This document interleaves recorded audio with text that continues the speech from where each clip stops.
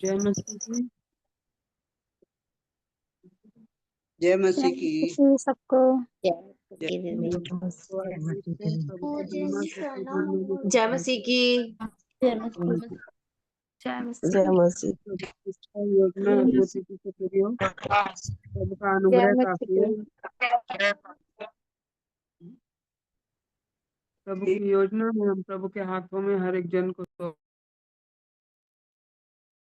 इस समय में प्रभु की इच्छा योजना में प्रभु का राज्य का कार्य अद्भुत रीति से पूरा हो।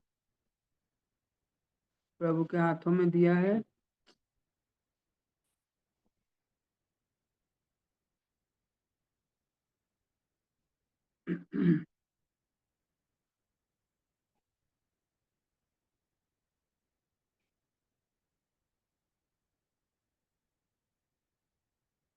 प्रभु के हाथों में देते हैं कि प्रभु की महिमा में प्रभु अपनी उपस्थिति में लेकर सब कुछ को पूरा कराएं।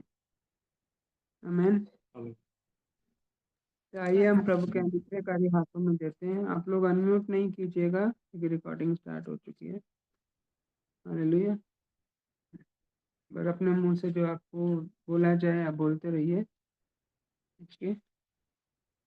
प्रभु के अनुग्रह के कारण हम, जैसे कि हमने कल जाना था और कब सीखा था कि प्रभु की इच्छा क्या है हमारे लिए, कि हम पुरानी नामधराइयों से आज़ाद हो जाएं और प्रभु में नई महिमा को पाएं। और उसके साथ साथ प्रभु हमारे लिए सुरक्षा के लिए भी बात कर रहे थे। हालेलुया। तो हम दो तरह से एक बात को समझेंगे। जैसे प्रभु यीशु मसीह जब मारे गए उससे पहले उन्होंने सारे सताव को सहा, सबकी नामधराइयों को अपने ऊपर लिया। लोग कहते थे कि ये इतना बड़ा भविष्यवक्ता बनता था, लोगों को चंगा करता था, अपने आप को भी छुड़ा के और चंगा करने पाए। हालेलुया। बहुत तरह से प्रभु का अपमान किया गया, बहुत तरह से प्रभु के लिए ऐसी ऐसी बातें बोली गई जो अपमानजनक हैं, और वरन उनका अपमान ऐसा किया गया कि मुंह पर थप्पड़ मारे गए, उन्हें निर्वस्त्र किया गया, उनको दाढ़ी नोची गई, उनके मुंह पर थूका गया। एक मनुष्य के लिए और खासतौर पे एक पुरुष के लिए ये बहुत ही बड़ी और भयंकर बात है कि कोई आज के समय में या किसी समय में भी कोई मनुष्य ऐसा बर्दाश्त नहीं कर सकता कि कोई ऊंची आवाज में भी उससे बात कर ले। कोई मनुष्य ऐसा बर्दाश्त नहीं कर सकता कि कोई उससे किसी तरह से अपमानजनक रीति से बातचीत करे। और मसीह का प्रेम तो इसी बात को प्रकट करता है कि हम आपस में एक दूसरे की सह लें, परंतु एक दूसरे को बुरा भला ना कहें। बुराई का बदला बुराई से ना दें, वरन भलाई से दें। प्रभु यीशु मसीह ने वही बात की। जो अपमान हम सह नहीं सकते, मैं सोचती हूँ मसीह में आने के बाद भी अभी भी हम में वो मैं है। हम सह नहीं पाते, बहुत जल्दी रिएक्ट कर जाते हैं, बहुत जल्दी जवाब दे जाते हैं, जवाबदारी कर जाते हैं, बहस कर जाते हैं। मैं सोचती हूँ ये मनुष्यत्व जो है मैं वाला, ये पुराना मनुष्यत्व पूरी तरह से अभी नहीं गया। किसी में ज़्यादा किसी में कम अभी भी चल रहा है। कोई एकदम उतावली में उत्तर देता है, कोई धीरे धीरे उत्तर देता है, कोई दो बार चुप रहेगा, तीसरी बार में उत्तर देता है। मेरे सोच में तो ऐसा है कि सभी उत्तर दे जाते हैं। हालेलुया। और जितना ने अगर अपनी जीभ पर और अपनी मैं पर कंट्रोल कर लिया, मैं समझ रही हूँ वो सिद्धता की और पूरी तरह से बढ़ चुके हैं। हालेलुया। तो हम ये सोचते हैं कि हाँ हम ऐसा करेंगे, हम वैसा करेंगे, जैसा कि प्रेरित पौलुस ने भी कहा, जो मैं करना नहीं चाहता मुझसे हो जाता है, जो मैं करना चाहता हूँ वो मुझसे बन नहीं पड़ता। तो सच में ये ऐसा हर एक विश्वासी के साथ ऐसा समय आता है जब वो कुछ कहना चाहे, जो कुछ बोलना चाहे, जब वो कुछ समझाना चाहे, जब वो कुछ अच्छा करना चाहे, उससे हो नहीं पा रहा होता है। और जब वो अच्छा जो जो नहीं करना चाहते वो तुरंत हो जाता है। तो इस बात के लिए इसीलिए प्रभु जानते थे कि मनुष्य अपने अपमान के बदले में दूसरे पर कृपा ऐसे ही नहीं कर पाएगा। अपने किसी काम के द्वारा। ये बहुत बड़ा कहते हैं व्यायाम, या ये कहते हैं बहुत बड़ी कुश्ती है। हालेलुया। इसीलिए प्रभु के दास ने बोला मैंने अच्छी कुश्ती लड़ी है। क्यों बोला उसने अच्छी कुश्ती लड़ी है? इसलिए बोला कि मैं सब नम्र लोगों से भी नम्र मनुष्य हूँ, दीन से भी दीन हूँ, याजकों का भी से भी बढ़कर प्रेरितों से भी बढ़कर प्रेरित हूँ। मैं सबसे बढ़कर मैंने मसीह में वो कुश्ती जीत ली है, क्योंकि मैं उस मुकुट की आशा रखता हूँ जो मेरे लिए स्वर्ग में रखा। आप और हम अगर उस मुकुट की आशा रखें तो हमें भी इस कुश्ती को जीतना है। इसे मन का मल युद्ध बोलते हैं। हालेलुया। और इस मल युद्ध के विषय में हमने जाना था किस तरह से याकूब ने उस मल युद्ध को जीता था। कैसे जीता था? जब उसने मल युद्ध को, जब वो अपने भाई से मेल मिलाप करने जा रहा था, और उससे उस भाई के साथ मेल मिलाप करना उसके लिए इसलिए कठिन था कि उसने 2 बातों में अपने भाई को ठग लिया था। पहली बात क्या थी? उसका पहलौठे का पद ले लिया था।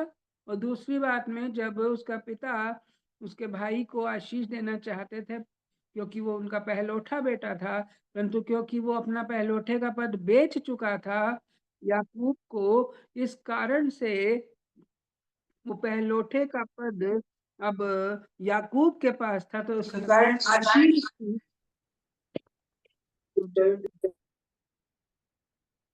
हालेलुया। वो आशीष भी उसी को मिलनी चाहिए थी, क्योंकि पहलौठे का पद उसी के पास है।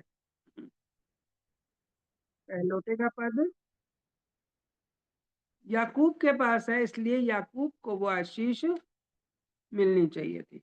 इसलिए उसने, चाहे हम ये कहें धोखे से, और चाहे हम कहें कि अपने बाप को, अपने भाई को क्या बोल सकते हैं, उनको,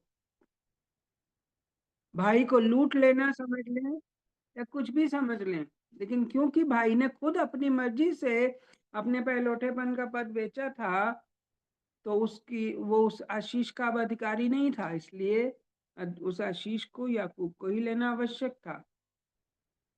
अब उसने ऐसा किया तो भाई का तो पारा 7वें आसमान तक पहुंच गया। मेरी आशीष इसने कैसे छीन ली। देखते हैं ना घर में बच्चे किस तरह से लड़ते हैं, मेरी ये चीज, मेरी ये चीज। बड़े लड़ते हैं मेरी जमीन, मेरी जायदाद। बच्चे लड़ते हैं मेरा खिलौना, मेरी कॉपी। बच्चों और बड़ों में कुछ ज्यादा फर्क नहीं है। हालेलुया। तो ये जब देखते हैं कि परमेश्वर प्रभु इस बात को जानते हैं कि अपनी मैं पर, मेरा मैं, मेरा मेरे लिए, ये 3 जो बातें हैं ना, इन तीनों पे हम कंट्रोल कर ले तो हम सब कुछ पे कंट्रोल कर जाएंगे, क्योंकि ये मन की बात है जो जीवा पे आ जाती है। हालेलुया। और प्रभु यीशु मसीह ने इसी कंट्रोल को दिखाया कि उस तरह से याकूब ने तो उस पद को ले लिया था, इस कारण उसका भाई उसका विरोधी हो गया था, इस कारण उसे अपने मामा के घर भाग के जाना पड़ा। परंतु वहां पर भी परमेश्वर ने उसके लिए भलाई दिखाई कि उसको पत्नी दी, बच्चे दिए, उपज दी, भेड़ बकरियां दी, और वो सब कुछ को लेकर फिर परमेश्वर ने उसे बोला जा भाई से मेल मिलाप कर ले। आप और हम भी ऐसे ही हैं।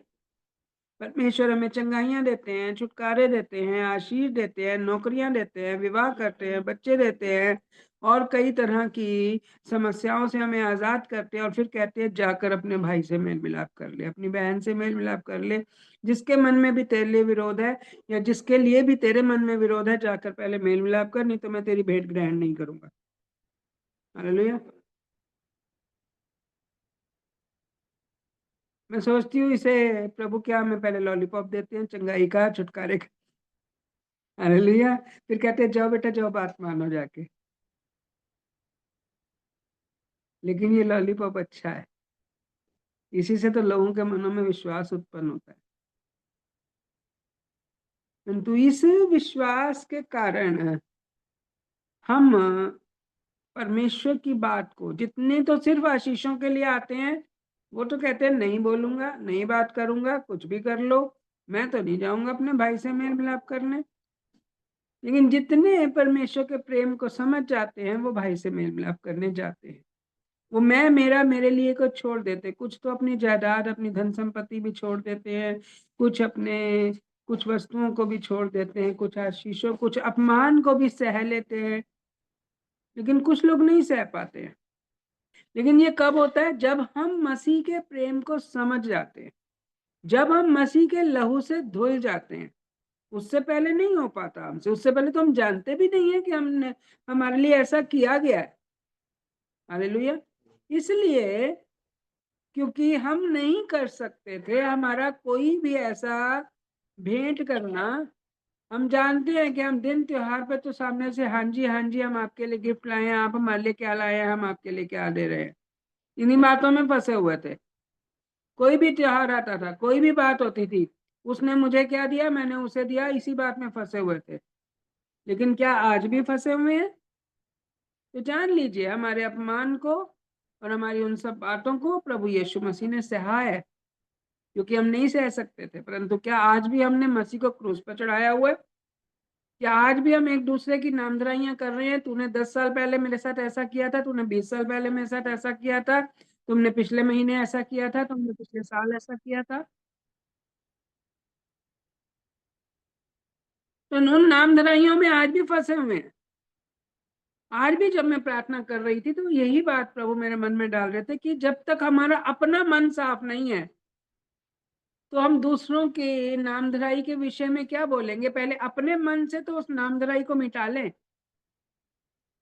और यही प्रभु यीशु मसीह ने किया।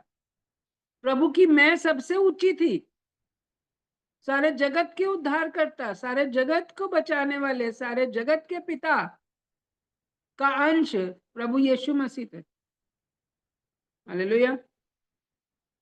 वो अग्नि में परमेश्वर के पुत्र ज्योति के रूप में धरती पर आए, एक अंश के रूप में धरती पर आए, क्योंकि परमेश्वर खुद पूरी रीति से आ जाते तो पूरी धरती फट जाती, आग से जल जाती। हालेलुया। अपने एक अंश को ज्योति की रीति से धरती पर भेजा और उसने हमारे सारे अपमान को, सारी कठिनाइयों को, सारी बुराइयों को, सारी परेशानियों को अपने ऊपर सह लिया। हमारी सारी मैं मेरा मेरे लिए को अपने ऊपर सह लिया। सारे उस अपमान को सहकर कह दिया कि हे पिता इन्हें क्षमा कर।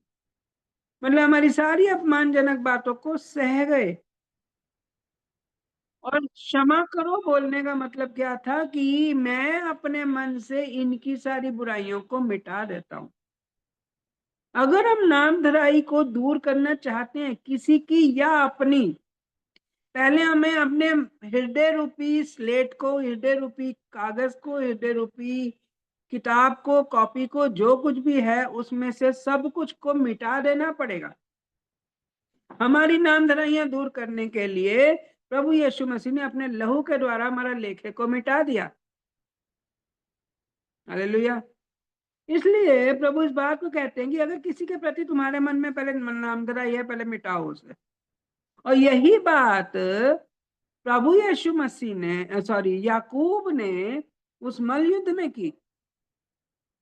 उस मल युद्ध के समय में क्या था? उसके मन में डर था कि मेरे भाई को जिसे मैं धोखा देकर आया था, उसके उसके मन में तो धोखे वाली बात है, परंतु मैं तो ये जानता हूं कि उसने मुझे अपना पहलौठापन बेचा था, इसलिए वो उस आशीष पर मेरा ही अधिकार था।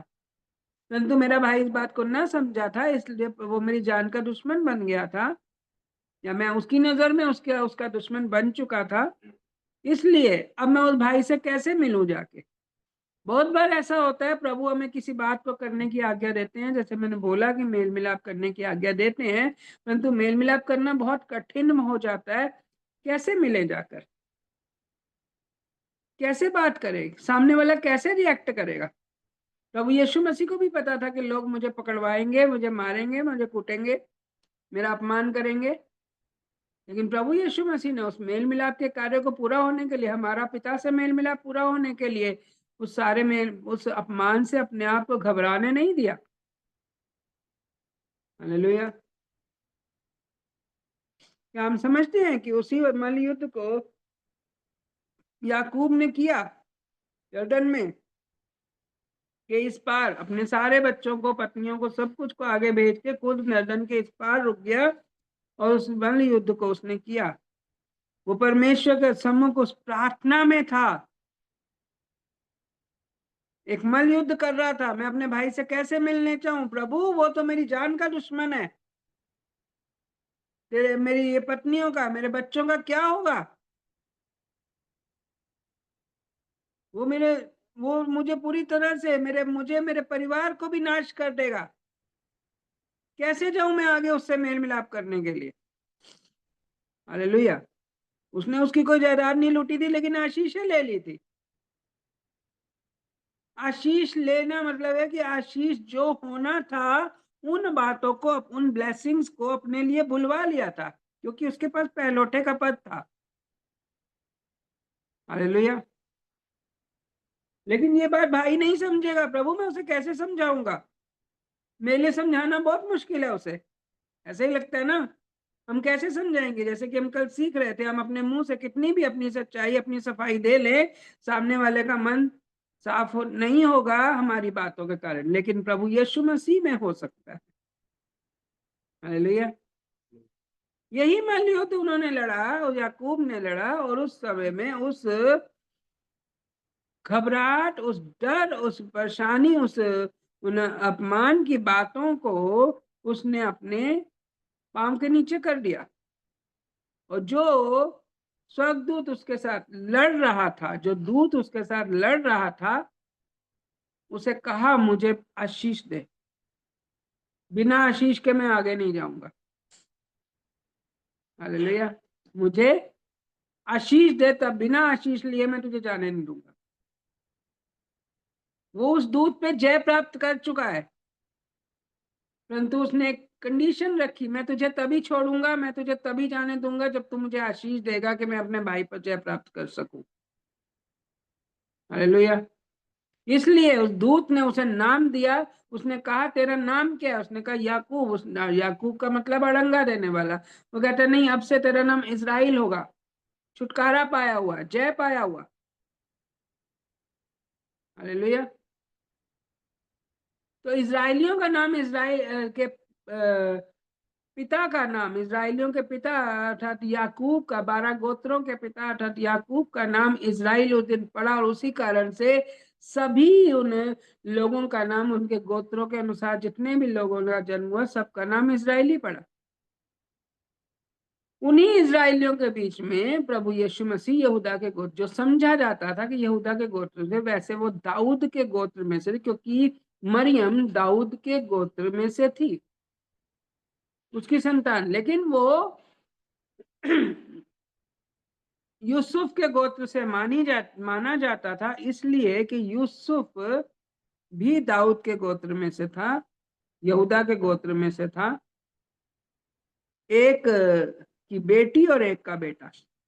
हालेलुया। इस तरह से दो भाइयों के वंशज, याकूब के दो बेटे, सॉरी दाऊद के दो बेटों के वंशज होने के उससे वो दोनों पति पत्नी बने थे। हालेलुया। लेकिन उनके पति पत्नी होने से पहले, मेल मिलाप होने से पहले, मरियम गर्भवती पाई गई, उसने पुत्र को उत्पन्न किया। उसके ऊपर भी एक बहुत बड़ी नामधराई हुई थी, कुंवारी माँ, नामधराई।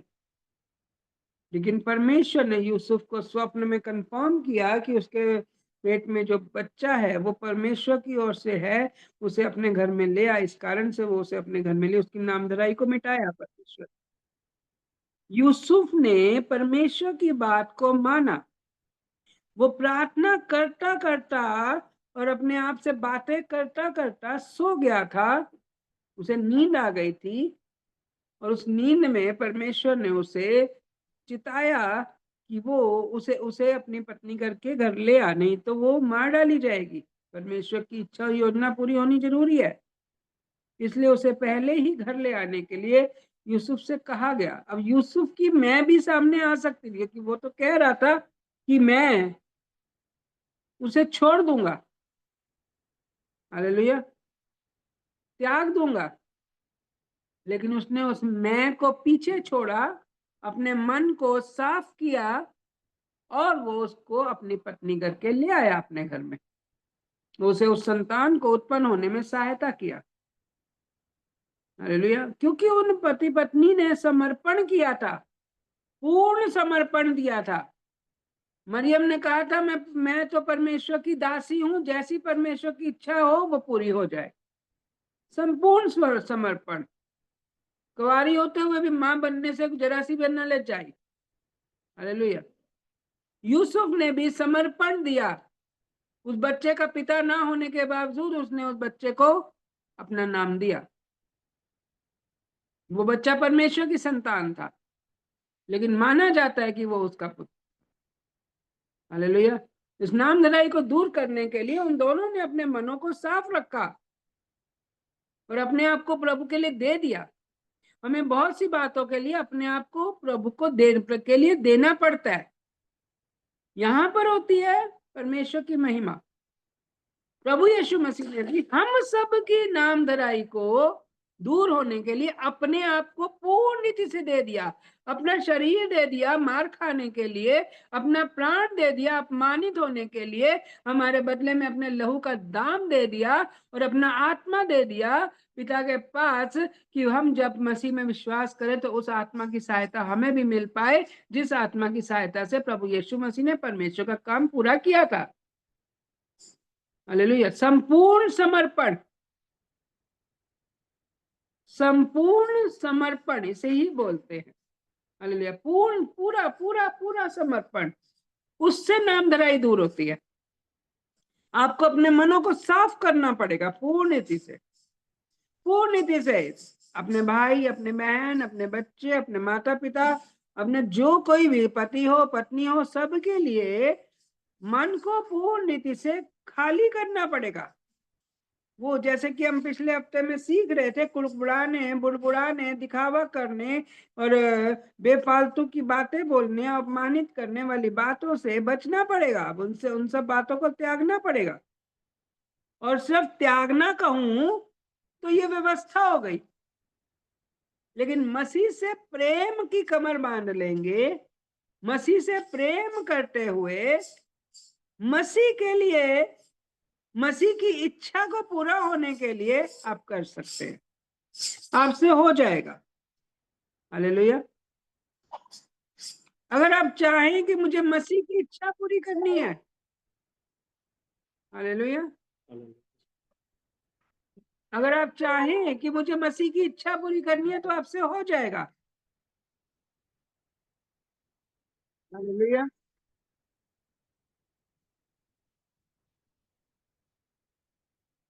मसीह की इच्छा पूरी होने के लिए, प्रभु यीशु मसीह ने पिता की इच्छा को पूरा होने के लिए कहा था। हम मसीह की इच्छा पूरी करेंगे मतलब पिता की इच्छा को पूरा करेंगे।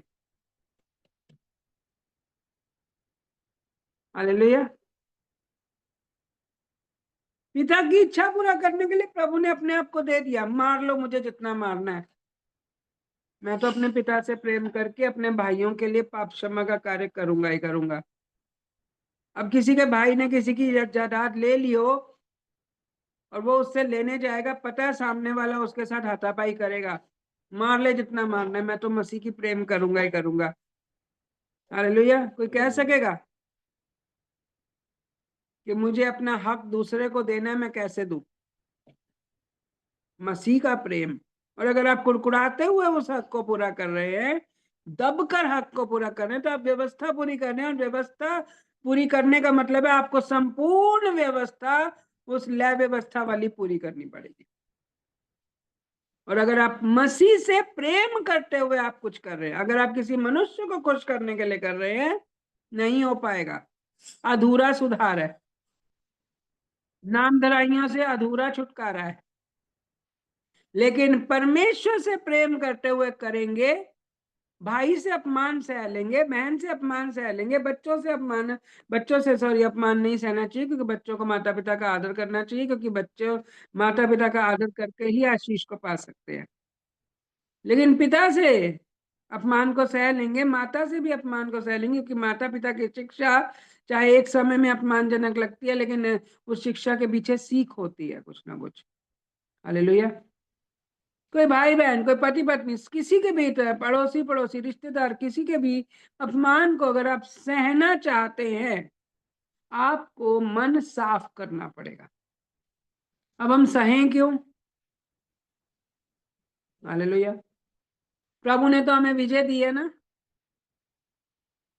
हालेलुया।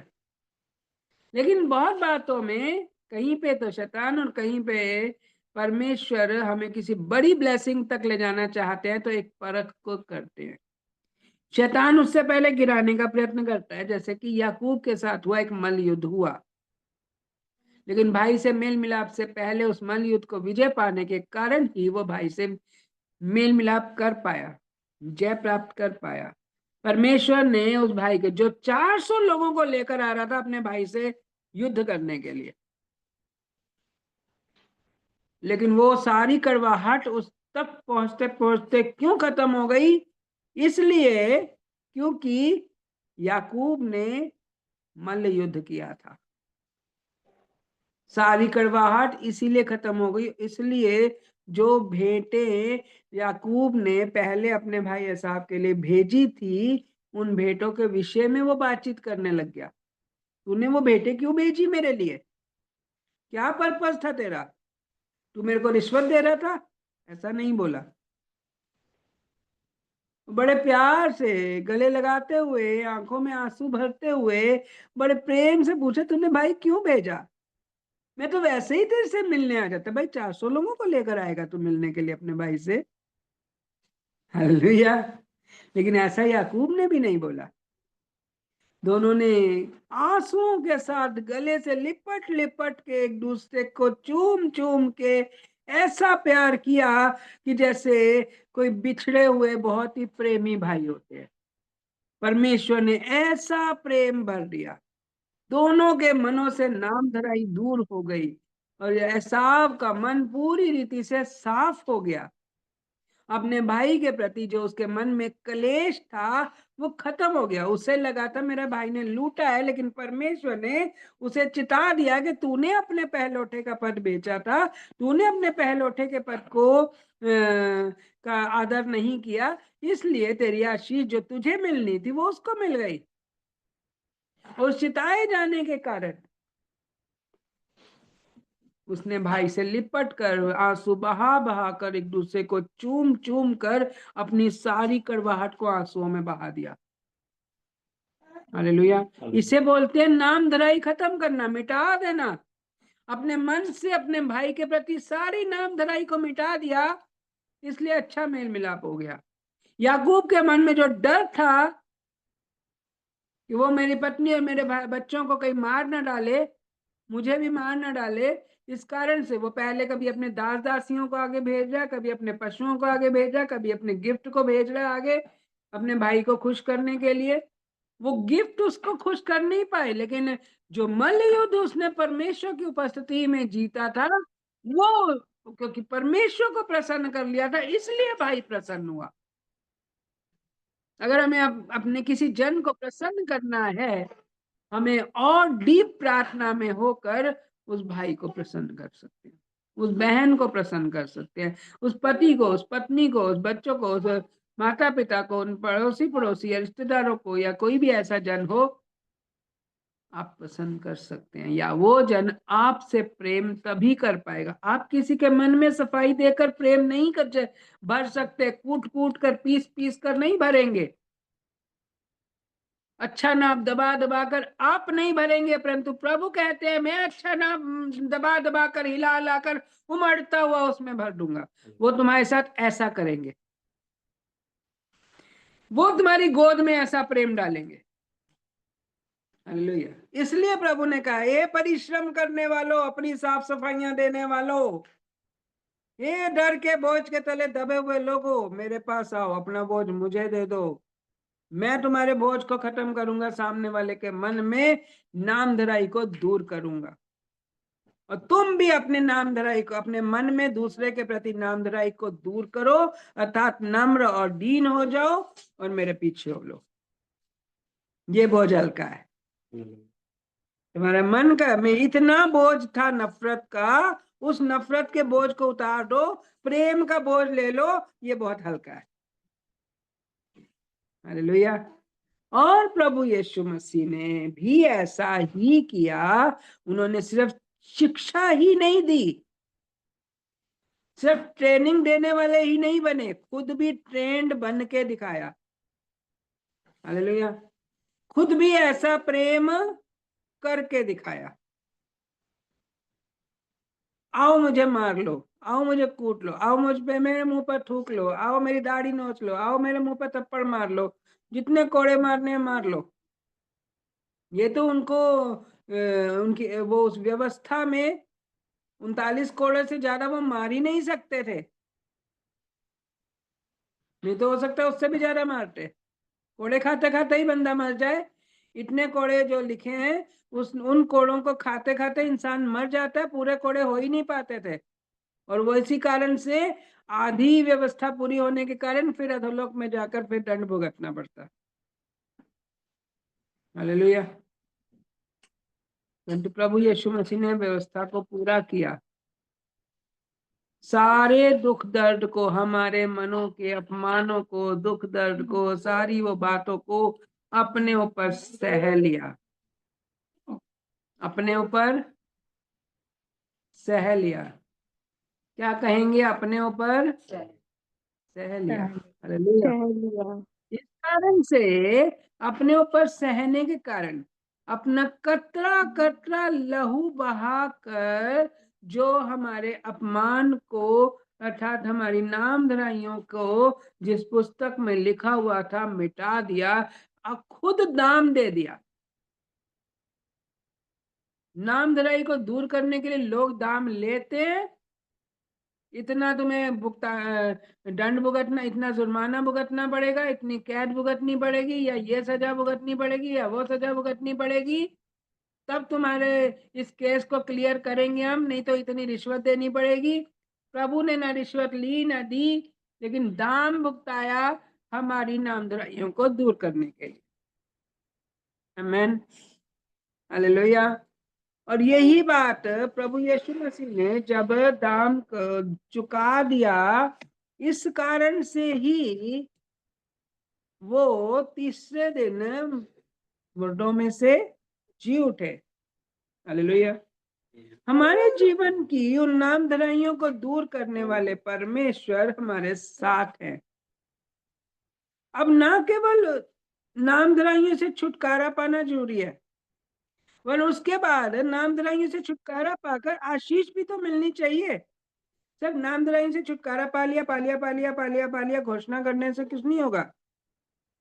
आप प्रार्थनाओं में, इन उपवास में, इन प्रार्थनाओं में अपने और अपने परिवार के लिए, अपने आसपास के लोगों के लिए, जिनके प्रति भी प्रभु ने कहा था मेरी भेंट लाने से पहले जिसके प्रति तेरे मन में कोई वैर भाव हो उसे दूर करते हुए मेरे पास भेंट लेकर आना, नहीं तो कैन के समान तुम्हारी भेंट ग्रहण नहीं की जाएगी।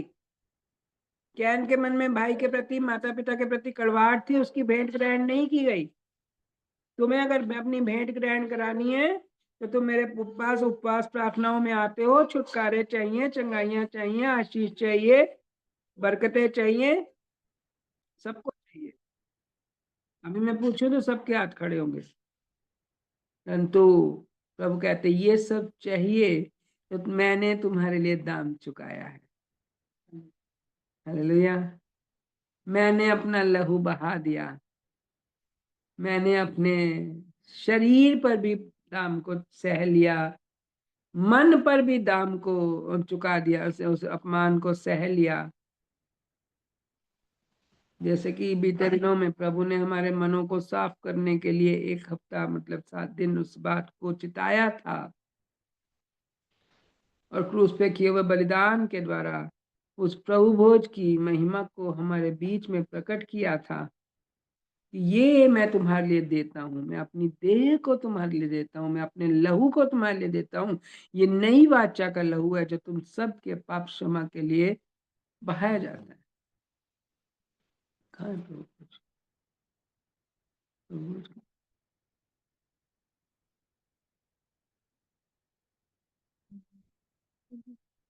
इस हफ्ते में बोला था। हालेलुया।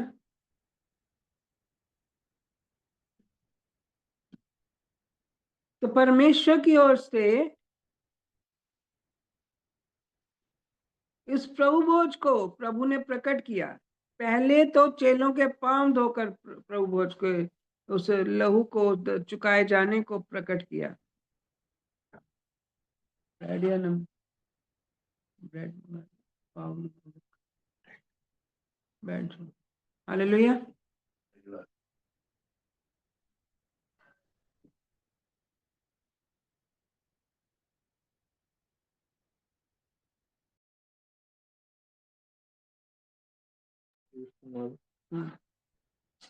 हालेलुया। हालेलुया। तो परमेश्वर की ओर से ये बात प्रकट हुई और प्रभु ने उस दाम को चुकाया हमारे लिए, और वो मारे गए और गाड़े भी गए। अब हम मत्ती 28 अध्याय में देखेंगे क्या लिखा है। श्राप से आशीष की ओर बढ़ना, नामधराई से आनंद की ओर बढ़ना हमें सीखना है, और उसके बाद हमें शहरपना बनाने के विषय में भी सीखना है। हालेलुया। तो हम 28 अध्याय के पहले वचन से पढ़ने जा रहे हैं कि सप्त के दिन के बाद सप्ताह के पहले दिन,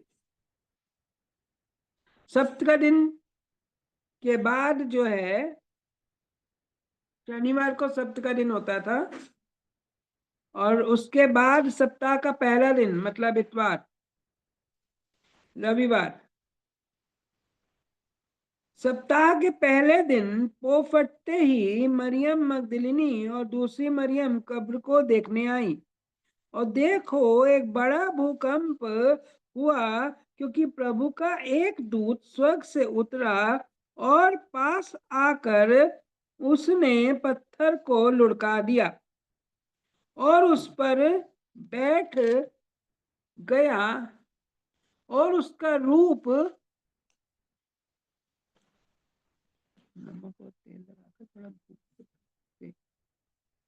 हालेलुया, उसका रूप बिजली का सा और उसका वस्त्र पाले के समान उजला था। उसके भय से पहरुए कांप उठे और मृतक समान हो गए। और स्वर्गदूत ने स्त्रियों से कहा, मत डरो, मैं जानता हूं कि तुम यीशु को जो क्रूस पर चढ़ाया गया था ढूंढती हो। वह यहाँ नहीं है, परंतु अपने वचन के अनुसार जी उठा है। आओ यह स्थान देखो जहां प्रभु पड़ा था, और शीघ्र जाकर उसके चेलों से कहो कि वह मृतकों में से जी उठा है, और वह तुमसे पहले गलील को जाता है, वहां उसका दर्शन पाओगे। देखो मैंने तुमसे कह दिया है। हालेलुया। परमेश्वर का स्वर्गदूत आया प्रभु की गवाही देने के लिए। वो जब कब्र पे गई थी, लूका जी सुसमाचार में लिखा है कि वहां पे वो सोच रही थी कि हमारे लिए पत्थर को कौन लुढ़काएगा, लेकिन उन्होंने देखा वहां पत्थर लुढ़का हुआ, और वो स्वर्गदूत जब उतरा, जब भूकंप आया, वो पत्थर लुढ़क गया। हालेलुया। वो गोल पत्थर आज भी वहां कब्र के बाहर पड़ा हुआ है, जो पत्थर लुढ़क गया, तो वो गोल था और भूकंप होने के कारण वो अपने आप से लुढ़क गया। नाम धराई लुढ़का दी गई। हालेलुया। गिलगाल का मतलब ही यही है, लुढ़का देना। हालेलुया। लुढ़का दी गई, दूर कर दी गई।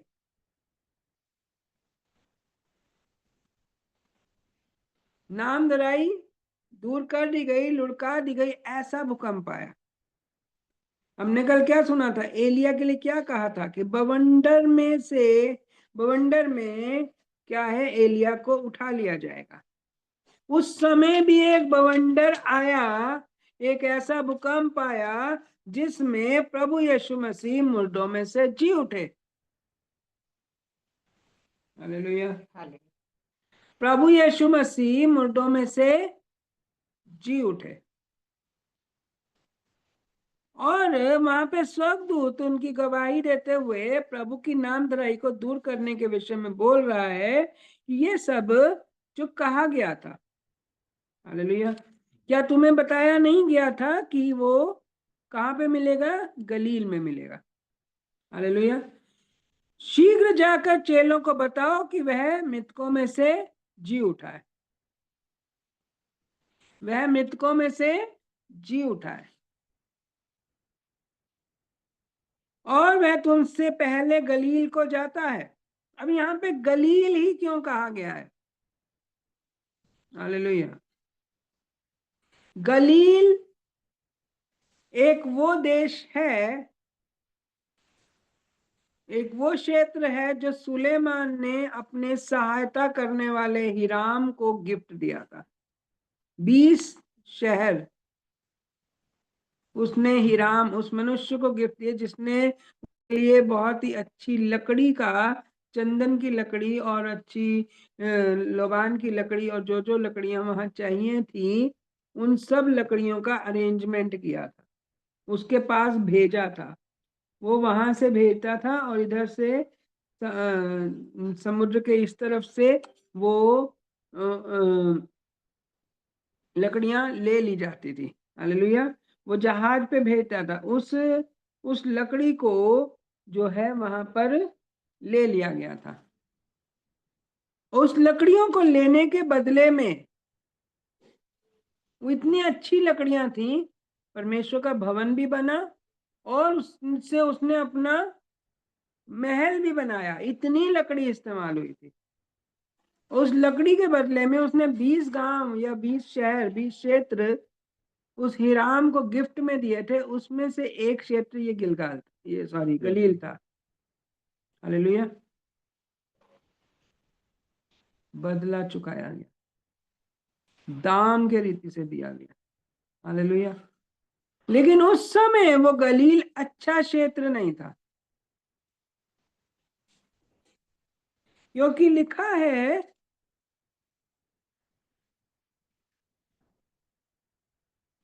पहला राजा 9 अध्याय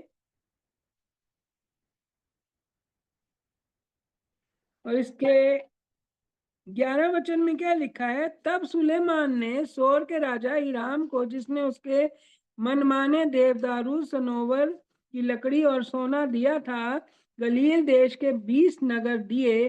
और जब हिराम ने सोर में जाकर उन नगरों को देखा तो सुलेमान ने उसको दिए थे, तब वे उसको अच्छे ना लगे। तब उसने कहा, हे मेरे भाई, ये कैसे नगर तूने मुझे गिफ्ट दिए हैं? और उसने उनका नाम कबूल देश रखा। काबुल, हालेलुया। काबुल आज भी है। यहाँ पर अच्छा सोना, अच्छा चांदी, अच्छे बहुमूल्य पत्थर, अच्छी लकड़ी आज भी मिलती है।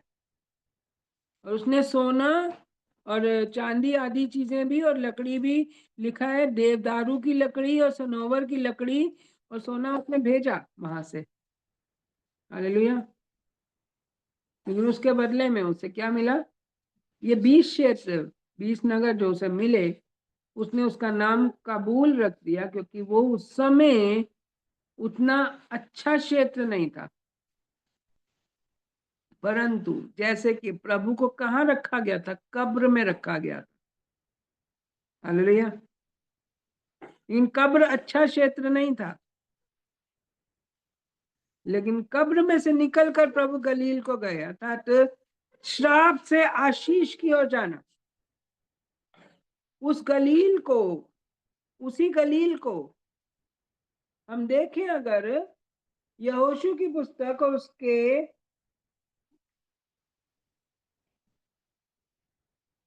20 अध्याय में हम देखें,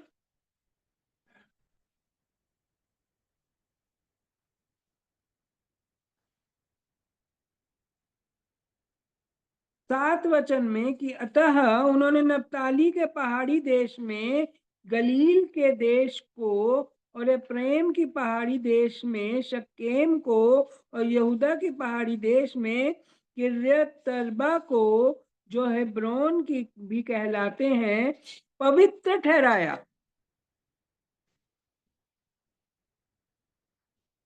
जो यरीहो के पास के यरदन के पूर्व की ओर, उन्होंने रूबेन के गोत्र के भाग में बसेर को, जो जंगल में चौरस भूमि पर बसा हुआ था, और गाद के गोत्र के भाग में गिलाद के रामोत को, और मनश्शे के गोत्र के भाग में बाशान के गोलान को ठहराया सारे इजरायलियों के लिए, उनके बीच रहने वाले परदेशियों के लिए भी, जो नगर उस मनसा से ठहराए गए कि जो कोई किसी प्राणी को भूल से मार डाले, वह उसमें से किसी में भाग जाए, और जब तक न्याय के लिए मंडली के सामने खड़ा ना हो, तब तक खून का पलटा लेने वाला उसे मार डालने ना पाए।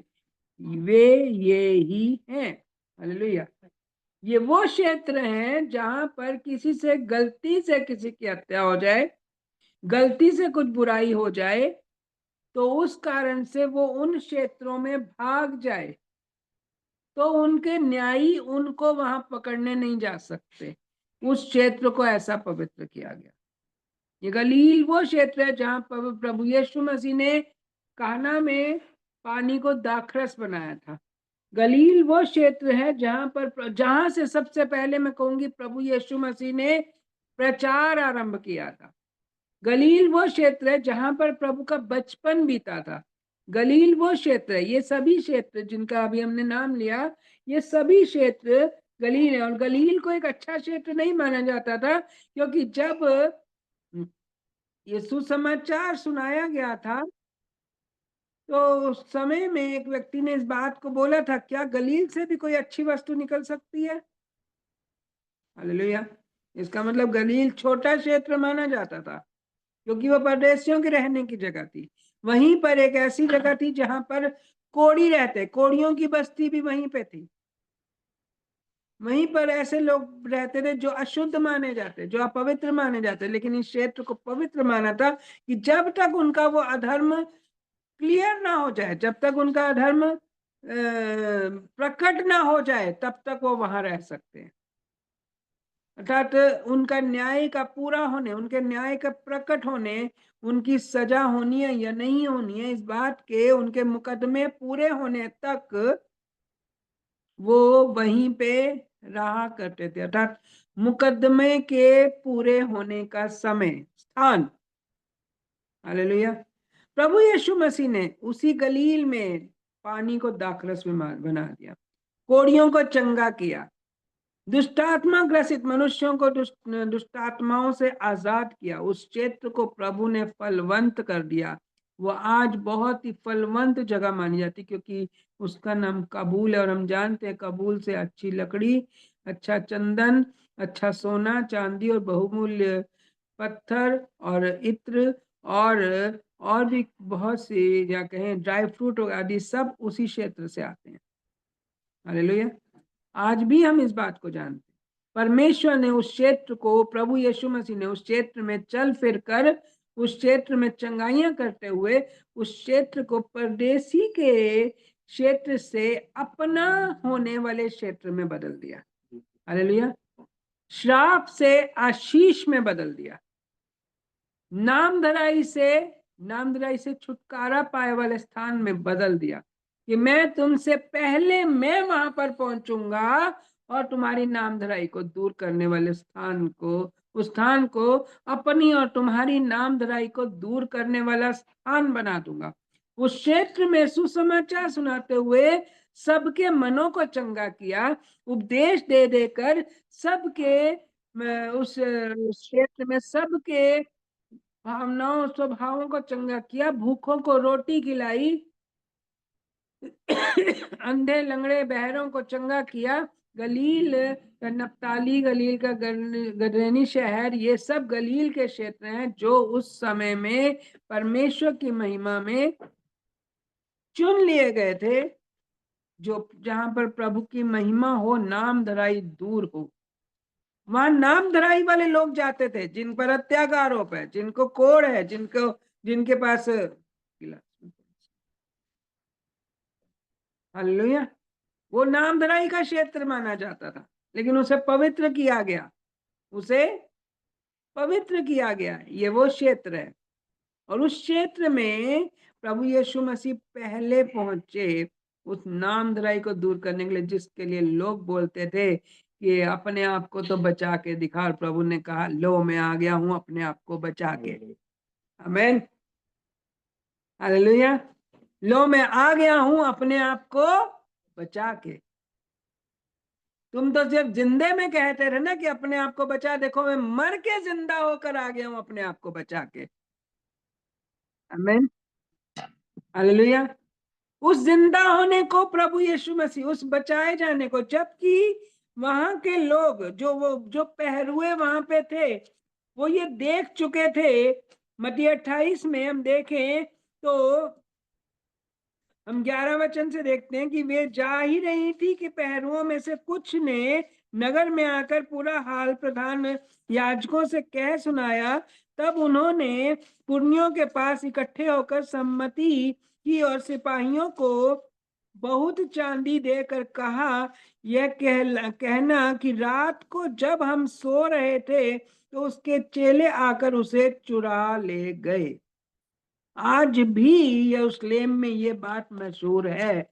आज भी यरूशलेम में बहुत से लोग प्रभु यीशु मसीह के जी उठने पर विश्वास नहीं करते। हालेलुया। क्योंकि वहां ये बात फैलाई गई थी कि चेले प्रभु यीशु मसीह की देह को चुरा कर ले गए। 14 वचन में लिखा है, यदि वह बात हाकिमों के कान तक पहुंचेगी तो हम उसे समझा लेंगे और तुम्हें जोखिम से बचा लेंगे। अतः उन्होंने रुपया लेकर जैसा सिखाए गए थे वैसा ही किया। यह बात आज तक यहूदियों में प्रचलित है। यहाँ लिखा है प्रचलित है। हालेलुया। लेकिन लोग कहते हैं कि पैसे दे के लोगों को प्रभु यीशु मसीह में ले आते हैं। यहाँ पर पैसे लेकर प्रभु यीशु मसीह की फिर बदनामी कराई जा रही है। हालेलुया। लेकिन उस नामधराई को प्रभु ने नामधराई में रहने ही नहीं दिया। पैसे लेकर कोई काम पूरा नहीं होता, रिश्वत लेके कोई काम पूरा नहीं होता, प्रभु ने डिक्लेयर कर दिया। कब करा? जब प्रेरितों 2 अध्याय में हम देखते हैं कि जब उन पर पवित्र आत्मा उतरा। हालेलुया।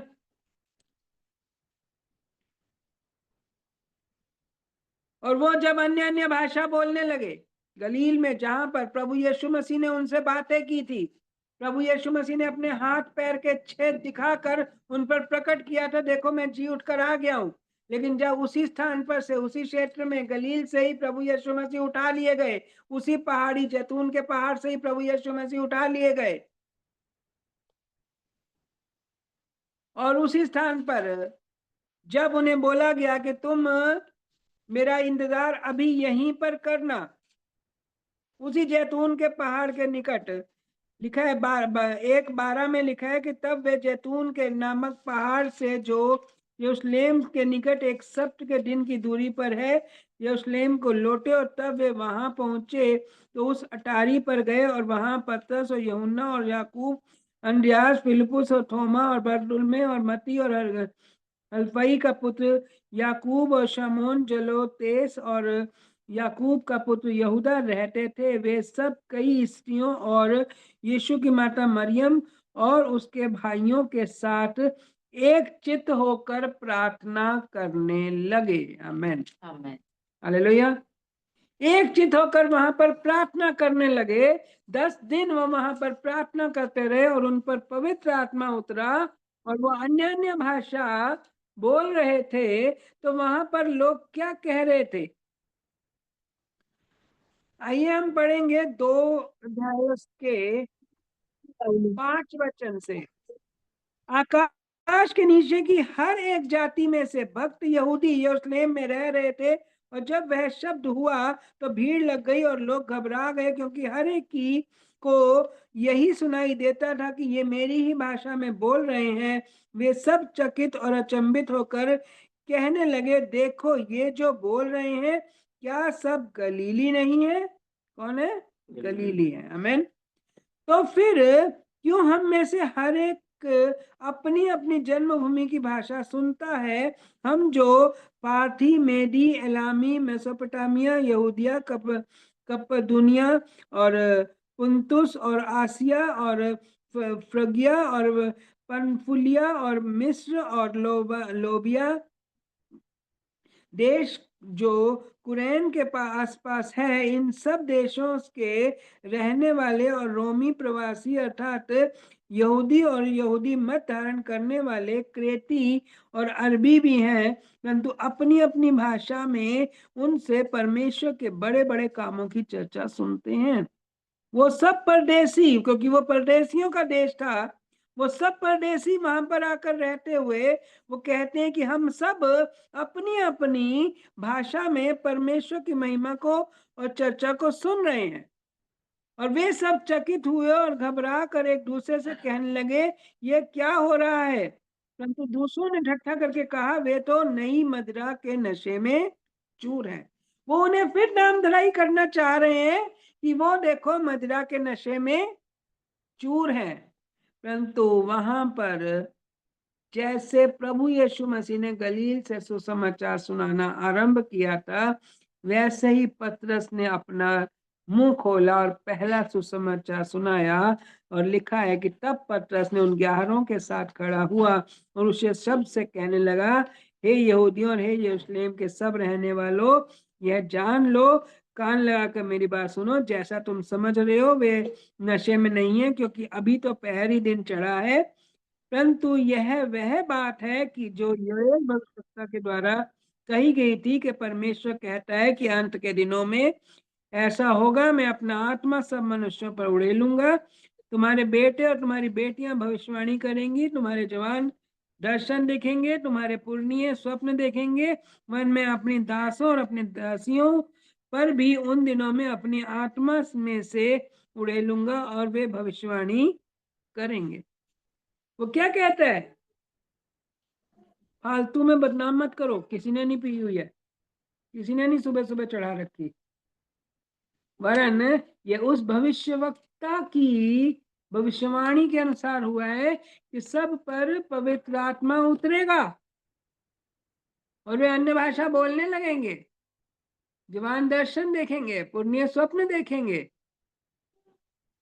दास और दासियों पर भी अपना आत्मा उड़ेलूंगा। ये वही हुआ है। हालेलुया। श्राप से आशीष की ओर, और आशीष भी ऐसी कि परमेश्वर का आत्मा उतर आया उन पर, जो उनसे कोई छीन नहीं सकता, स्वर्गीय आशीष जो कोई चुरा नहीं सकता। हालेलुया। वो ऐसी आत्मा से परिपूर्ण हो गए और अब वो सब क्षेत्रों में, पतरस ने सारी कहानी सुना दी उनको, और सब क्षेत्रों में इसी रीति से उस दिन से वो सुसमाचार सुनाने और अपनी आंखों देखी खबर को सबको बताने लग गए। आमीन। उनकी नाम धराई बाद में भी करने की कोशिश की गई, लेकिन पतरस के द्वारा जो पवित्र आत्मा से परिपूर्ण हो चुके थे, उस नाम धराई को तुरंत साथ के साथ खत्म कर दिया गया। और वहां पर 3000 लोगों ने तुरंत मन फिराया और बपतिस्मा लिया। हालेलुया। ये है प्रभु का रिवाइवल, एक अद्भुत नया जीवन आरंभ होना और परमेश्वर की महिमा को प्रकट होना। यही बदलाव हमें अपने लिए, अपने परिवार के लोगों के लिए, अपने आसपास के लोगों के लिए, अपने रिश्तेदारों के लिए चाहिए। हालेलुया। इन्हीं प्रार्थनाओं में हम आजकल शुरू हो चुके हैं, क्योंकि प्रभु ने कहा कि कुछ कुछ दुष्ट आत्माएं बिना उपवास प्रार्थना के नहीं निकलती। जो अब तक नहीं हुआ वो अब होने जा रहा है, क्योंकि हम उपवास में होकर उनके लिए छुटकारे और मन फिराव और चंगाई की घोषणा करने जा रहे हैं। लेकिन उसके लिए हमें शहरपना बनानी जरूरी है, जैसा कि हम कल सीख रहे थे। हालेलुया। इसलिए हम एक वचन और नेहमिया की पुस्तक में आएंगे और हम देखेंगे कि कब जब नेहमिया और उनके साथ के लोगों ने जब शहरपना बनानी शुरू करी तो उनका विरोध किया गया, उनका काम भी बंद कराया गया। मैं आपको सतर्क कर रही हूं, इस समय कोई लापरवाही ना करे, अपने कानों को और अच्छे से संभाल लें। उनका विरोध किया गया, उनको सतर्क किया गया, सॉरी उनको उनके काम को रोक दिया गया, उनके प्रति बलवा किया गया, उनको झूठे लंच डिनर पे इनवाइट किया गया, ताकि उनको बुलाकर अपने घरों में फुसलाकर बुलाकर क्या किया जाए, मार डाला जाए। उनकी झूठी नामधराई करते हुए राजाओं को पत्र, बताओ, अपने देश के लोग पड़ोसी देश के राजाओं को पत्र लिख रहे हैं कि ये देखो ये यहाँ पर बलवा कर रहे हैं, हालेलुया, ये एक नया राज्य खड़ा कर रहे हैं। कितनी समझदारी की बात है ना। कई बार ऐसा होता है ना, घर के लोग ही बाहर जाके अपने घर की सारी बातें बताते हैं और नामधराइयां कराते हैं, हालेलुया। और ऐसा ही वहां किया गया।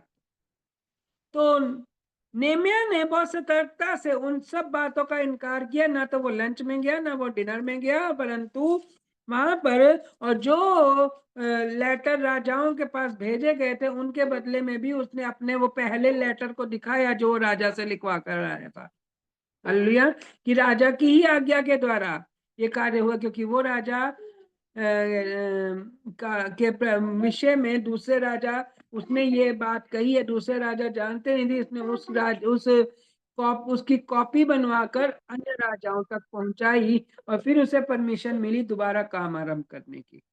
और अब वो क्या कर रहा है, हम नेमिया के 4 अध्याय में आएंगे और उसके 15 वचन में देखेंगे। जब हमारे शत्रुओं ने सुना कि यह बात हमको मालूम हो गई है और परमेश्वर ने उनकी युक्ति निष्फल की है, तब हम सब के सब शहरपनाह के पास अपने अपने काम पर लौट गए, और उस दिन से मेरे आधे सेवक तो उस काम में लगे रहे और आधे बर्छियां, तलवारों, धनुषों और झिलमों को धारण किए रहते थे, और यहूदा के सारे घराने के पीछे हाकिम रहा करते थे, और शहरपनाह के बनाने वाले और बोझ के ढोने वाले दोनों भार उठाते थे, अर्थात एक हाथ से काम करते थे और दूसरे हाथ से हथियार पकड़े रहते थे, और राजमिस्त्री अपनी अपनी जांग पर तलवार लटकाए हुए बनाते थे, और नरसिंगे का फूकने वाला मेरे पास रहता था। इसलिए मैंने रईसों, हाकिमों, सब लोगों से कहा, काम तो बड़ा और फैला हुआ है और हम लोग शहरपनाह पर अलग अलग एक दूसरे से दूर रहते हैं, इसलिए जिधर से नरसिंगा तुम्हें सुनाई दे उधर ही हमारे पास इकट्ठे हो जाना, हमारा परमेश्वर हमारी ओर से लड़ेगा। आमेन, आमेन, हालेलुया। देखिए वहां पर काम करने वाले कौन लोग हैं, रईस, हाकिम और उस क्षेत्र के बड़े बड़े लोग नेमिया की मदद कर रहे हैं, हालेलुया। हम जब पूर्ण रीति से, नेमिया ने पूर्ण रीति से अपने आप को सबमिट कर दिया, अपने आप को पूर्ण रीति से समर्पण कर दिया, शहरपनाह बननी है तो बननी है, लोग विरोध करें तो करने दो, लोग झूठी गवाहियां दें तो देने दो, लोग निंदा करें तो करने दो, लोग झूठे इन्विटेशन दें तो देने दो, मैं किसी की नहीं सुनूंगा, मैं तो अपना काम करूंगा और करूंगा और करूंगा, जरूर करूंगा, हालेलुया। आप और हमें भी बहुत से ऐसे उलझाने के किस्से सामने आएंगे, मैं पहले से सतर्क कर रही हूँ, हालेलुया। मेरे को भी आज शादी का इनविटेशन आ रखा था, हालेलुया, जिसे मैं छोड़ के आ गई, हालेलुया। हमें उन इनविटेशंस का, जो हमें इस उपवास प्रार्थनाओं से भटकाने और इस शहरपनाह को बनाने, बहुतों के छुटकारे का काम और बहुतों को सुरक्षा के दायरे में लेने के विषय में ये जो उपवास रखे जा रहे हैं, इन सब से हटाने के लिए जितने भी कार्य हमारे विरोध में है, उन विरोधी बातों का की ओर ध्यान नहीं देना। लिखा है उन्होंने हथियार बांध रखे थे, और हमें पहले ही प्रभु ने कहा है ज्योति के हथियार बांध लो, हालेलुया। बीते सप्ताह में प्रभु ने हमें बार बार कहा ज्योति के हथियार बांध लो, कमर कस लो, झिलम पहन लो, ढाल ले लो, सर पे टोप ले लो, हाथ में आत्मा का की तलवार जो वचन है उसे ले लो और अन्य भाषा में प्रार्थना करते चले जाओ। हालेलुया। इसलिए हमें अधिक से अधिक अन्य भाषा में प्रार्थना करनी है। और जिनके पास अन्य भाषा की प्रार्थना का वरदान नहीं है, मैं उनसे कहूंगी वो ज्यादा से ज्यादा आराधना और ज्यादा से ज्यादा धन्यवाद करें। मैं सोचती हूँ कि प्रभु इन दिनों में वो अन्य भाषा उन्हें भी दे देंगे। आमीन। हालेलुया। और इसलिए प्रभु का वचन इस तरह से कहता है कि वे अपने अपने को उन हथियारों से लैस रखते हुए, साथ में लिखा कि एक एक तलवार जांग में भी लटकाए रखते थे। एक तलवार हाथ में और एक तलवार जांग में, मतलब वचन मेरे मुंह में और वचन मेरे मन में, एक के बाद एक वचन बोलते जाएंगे। हालेलुया। ना रुकेंगे, ना थकेंगे, ना हारेंगे, ना निराश होंगे, ना गिरेंगे, वरन वचन की तलवार को थामे रखेंगे, झिलम पहने रखेंगे, उद्धार के टोप रूपी विश्वास को बनाए रखेंगे और जिस भी तरह से हो सके परमेश्वर का वचन बोलते जाएंगे, हथियार चलाते जाएंगे, ताकि शैतान की कोई युक्ति सफल ना हो सके। उस वचन को, उस आग रूपी वचन को और आत्मा में प्रार्थना करने के कारण उस सामर्थ को सबकी शहरपना बना देंगे। आमीन। हालेलुया। हमें इस बात के कारण जान लेना है, और ये बात है कि यहाँ पर स्पष्ट लिखा है कि वो एक तुरही बजाने वाले को अपने साथ में रखता था कि अगर कहीं से कोई ऐसी बात हो तो तुरही बजाने वाले, जहां पे तुरही बजे सब के सब वहां इकट्ठे हो जाना। हालेलुया। इसलिए मैं आप लोगों को सतर्कता होने के लिए बोलती हूँ, जहां पर थोड़ी सी भी समस्या हो तुरंत कॉल करके प्रार्थना कराएं। तुरंत आप अपने घर में बुला सकते हैं अपने आसपास के लोगों को, तुरंत उसके विषय में प्रार्थना के लिए अपनी ढाल को मजबूत कर सकते हैं। उस दायरे को मजबूत होने के लिए, उन सब बातों से, निराशाओं, गिराने और भटकाने वाली बातों से बचने के लिए, जहां पर भी मन में, बुद्धि में, प्राण में, आत्मा में, स्वभाव में, चाल चलन में, घर परिवार में, घराने में, काम धंधों में, जहां भी समस्या उठनी आरंभ हो, तुरंत आपस में, आप क्या एरिया में पास्टर हैं तो अपने एरिया के पास्टर को, अपने एरिया के लोगों को, या प्रेयर टावर में, या हमें, जिसे भी आप कॉल तुरंत करें, तुरही तुरंत बजाएं। बिल्कुल भी लापरवाही नहीं करनी है। हालेलुया। तुरंत तुरही बजानी है, तुरंत कॉल करनी है। अब से ये फोन हमारे लिए तुरही बन गया। जो पहले नुकसानदायक था, फालतू की चीजें सुनने के लिए था, अब ये हमारे लिए तुरही बन गया है कि हम तुरंत प्रार्थना कराएंगे, तुरंत अपने लिए सुरक्षा को ले लेंगे। हालेलुया। इसलिए फोन में नेट वगैरह, डाटा वगैरह सेव रखें ताकि समय पर आप कॉल कर सकें। रिचार्ज वगैरह रखें ताकि आप समय पर कॉल कर सकें। हालेलुया। आपके लिए उन्नति का समय है, श्राप से आशीष की ओर आने का समय है, नामधराई से सम्मान में आने का समय है, परमेश्वर की ओर से गिरे हुओं के उठ खड़े होने का समय है, झुके हुओं के सीधा खड़े होने का समय है, निराश लोगों के आशावादी होने का समय है, विश्वास के द्वारा अपने जीवन में अद्भुत महिमा के होने का समय आरंभ आज से हुआ है। आमीन।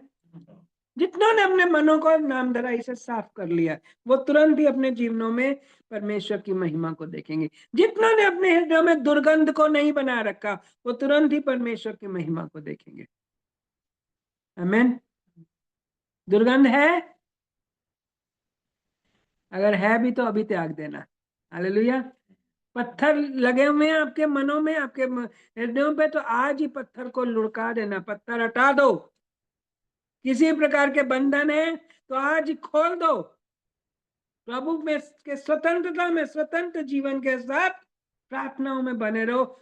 आत्मा की तलवार जो वचन है उसे थामे रखो, और एक आत्मा की तलवार, जैसे उन स्त्रियों ने मशाल और कुप्पी रखी थी, इन्होंने एक तलवार हाथ में और एक जांग में बांध के रखी हुई थी। अगर एक तलवार हाथ से छूट जाए दूसरी निकाल लेंगे। हालेलुया। एक वचन अगर हम बोलने से फर्क नहीं पड़े तो हम दूसरा बोल देंगे। एक वचन अगर हम भूल जाए दूसरा बोल देंगे। हमारे पास वचन की तैयारी ऐसी होनी चाहिए, इसलिए वचन को अपने मन में, अपने हृदय में और अधिक बसाना है। इसीलिए प्रभु ने आपको प्रार्थनाओं का और वचन को अधिक से अधिक ग्रहण करने का समय दिया है। जिसको भी भूख लगे वचन पढ़ो, जिसको भी कमजोरी फील हो वचन पढ़ो, जिसको भी निराशा हो रही है वचन पढ़ो, जिसको भी गिरावट फील हो रही है वचन पढ़ो, और आत्मा में प्रार्थना करते रहो और धन्यवाद करते रहो और धन्यवाद करते रहो। जितना धन्यवाद करोगे उतना बल बढ़ता चला जाएगा, उतना वचन आपके अंदर ज्यादा कार्यकारी होता चला जाएगा, उतनी आपकी सोचें शुद्ध होती चली जाएंगी, उतना आपका मन साफ होता चला जाएगा।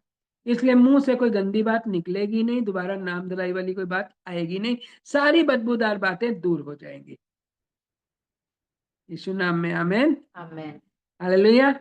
इसलिए परमेश्वर की महिमा में आमीन। हमारे लिए परमेश्वर ने, जैसे 99 में, हम फिर से कहेंगे, जैसे 99 बच्चे से लेके बूढ़े तक, बूढ़े से लेके बच्चे तक, सब ने उपवास रखा, सब ने प्रायश्चित किया, सब ने प्रार्थनाएं की। वरन उस क्षेत्र में उन दिनों में पशुओं और पक्षियों और जलचरों और जानवरों सब ने उपवास रखे। किसी को कोई पानी नहीं पिलाता था, किसी को कोई घास फूस नहीं देता था, अपने आप में सब भूखे रहे। मैं बहुत हैरान होती हूँ जानवर कैसे भूखे रहे होंगे, लेकिन ये परमेश्वर की सामर्थ के द्वारा हुआ। हालेलुया। छोटे छोटे बच्चे कैसे भूखे रहे होंगे, खाना ही नहीं बना 40 दिन तक उनके घर में। हालेलुया। कोई घास काटने नहीं गया अपने पशुओं के लिए, कोई अपने पशुओं को चराने नहीं गया, पानी पिलाने नहीं गया। हालेलुया। हमारा समर्पण कुछ कुछ इसी तरह से होना चाहिए। फुल सबमिशन चाहिए परमेश्वर को, पूर्ण समर्पण चाहिए, पूरे विश्वास के साथ, विश्वास की ढाल लेकर, उद्धार का टोप पहनकर, पूर्ण समर्पण के साथ, पूर्ण डेडिकेशन के साथ प्रभु की महिमा के कार्य में लग जाएं। वहां पे तो 3000 लोग एक समय में बचे थे, हम सोचते हैं हजारों लोग एक ही समय में बचने वाले हो जाएंगे, आपके वचन को सुनने वाले हो जाएंगे। लेकिन देखिए, पतरस भीड़ से नहीं घबराया। हमें भी किसी को सुसमाचार सुनाने से नहीं घबराना। हालेलुया। परमेश्वर आप सबको नया बल देने जा रहे हैं, और नए बल से भरकर परमेश्वर की महिमा को अद्भुत, लेकिन परमेश्वर के सम्मुख विश्वास योग्य, धर्मी, नम्र और दीन बने रहना आवश्यक है। क्रोध को त्यागते हुए शांति के साथ परमेश्वर की इच्छा के लिए अपने आप को समर्पित करना आवश्यक है। अधिक से अधिक दूसरों के भी मन फिराव के लिए और अपने भी मन की क्लियरेंस के लिए प्रार्थना करते जाएं। गुस्सा आए भी तो भी कहें क्या करो, शांति हो, शांति हो, शांति हो, शांति हो। हालेलुया। किसी के प्रति कोई बुरी बात है तो प्रेम हो, प्रेम हो, प्रेम प्रेम करना, प्रेम करना। अपने आप को समझाओ, वचन को बोल बोल के, डिक्लेयर कर करके, बचपन की तलवार चलाते हुए शैतान की युक्तियों का सामना करो, उसे अपने सामने से भगा दो, अपने परिवार में से भगा दो। यीशु मसीह के नाम। आमेन, हालेलुया। शैतान कोशिश करने में कितनी भी कोशिश करे वो सफल ना होने पाएगा, क्योंकि लिखा है उसके घेरने, हमारे घेरने वाले का उत्पात उसी पर जा पड़ेगा, उस पर अंगारे डाले जाएंगे। हमें जलन रखने की जरूरत नहीं, अंगारे उस पर डालेंगे, वो आग में गिराया जाएगा। वो ऐसे गड्ढे में गिरेगा कि उठ नहीं सकेगा, क्योंकि बकवादी अर्थात व्यर्थ में बोलने वाला, झूठ बोलने वाला, बुरी बुरी बातें करने वाला किसी भी रीति से स्थिर नहीं रहने पाए। हालेलुया। इसलिए शैतान की चाल को अपने ऊपर मत आने दो, शैतान के स्वभाव के अनुसार मत चलो। शैतान ने तो नाश होना, आपके ऊपर है आपको नाश होना या बचना है। आमीन। इसलिए कि कोई भी विरोधी, भरमाने और भटकाने वाली बात आपके सामने आए, उसे त्याग दो। कोई भी क्रोध और एक दूसरे के प्रति विरोध की बात मन में आए, तुरंत त्याग दो। प्रभु का नाम लो, यीशु नाम लो, धन्यवाद करो, हालेलुया करो, वचन पढ़ो और अपने मनों को साफ कर लो। आमीन। आइए हम प्रार्थना करते हैं। ओ धन्यवाद करते हैं राजा, धन्यवाद करते हैं पिता, पुत्र, पवित्र आत्मा, परमेश्वर, प्रभु यीशु के नाम में। जितनों ने प्रभु भोज की रोटी ली है, नहीं ली है, हालेलुया। मैंने बोला था हर वीक, कल रात को बोला था 7 दिन, इन पूरे दिनों में प्रभु भोज होगा। हालेलुया। भूल गए क्या? मुझे मैसेज डाल देना चाहिए था ना मैसेज। सॉरी, मैं मैसेज डालना भूल गया। जी दीदी बनाई है हमने। जी चलिए, अच्छी बात है जिन्होंने बनाई है। नहीं हमने भी बनाई है दीदी। एक बिस्किट ले लीजिए और एक शरबत थोड़ा सा ले लीजिए जल्दी से। और अगर बपतिस्मा पाए हुए हैं तो बिस्किट लें, नहीं तो सिर्फ शरबत ले लें। प्रभु का लहू बोलकर सिर्फ इसे पियेंगे। हालेलुया। शरबत, कोल्ड ड्रिंक, कुछ भी हो उस समय अर्जेंट में आप ले सकते हैं। हमें भी पानी सिर्फ ये। फिर 5 मिनट लगे, नीचे जाना पड़ेगा मुझे। पानी है इस समय आपके पास? नहीं, मैं तो कुछ भी नहीं लाई, बस मैं ऊपर ही आ गई सीधी। अभी 2 मिनट फटाफट ताला खोल के ले आती हूँ। आंटी मेरे पास भी पानी है, मैं तो भूल गई है जूस लाना। जूस नहीं लाए? शरबत वगैरह, कोल्ड ड्रिंक कुछ तो घर में पड़ी होगी। नहीं आंटी, पानी का गिलास लिया अभी तो ये मैंने। केवल पानी है, पानी ले लीजिए। पानी में भी प्रभु का लहू मांग लेंगे। चलो ठीक है, पानी है पास में तो पानी ले लीजिए। ठीक है। चाहे एक बूटी हो, ले लीजिए। जूही में गिलास भर के लेना। दीदी जी मेरे पास है ना, वो कल जो प्रभु भोज लिया था उसमें से मेरे पास रखा था सेब, तो वही ले लूं?